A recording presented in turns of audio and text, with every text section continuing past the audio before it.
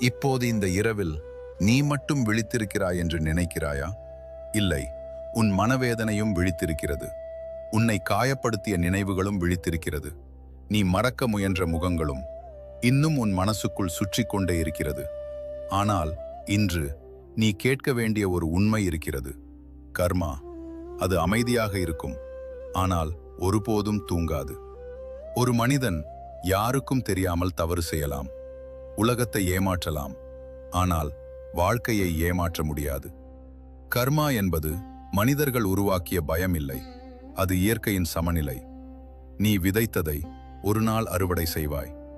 இன்று ஒருவரின் மனதை உடைக்கும் மனிதன் நாளை அதே வலியுடன் இரவில் அழுவான். நீ யாரையும் காயப்படுத்த நினைக்கவில்லை, ஆனால் ஏன் எல்லோரும் உன்னையே காயப்படுத்தினார்கள் என்று யோசிக்கிறாயா? ஏனெனில் இந்த உலகம் நல்ல மனசுகளை அதிகமாக சோதிக்கும்.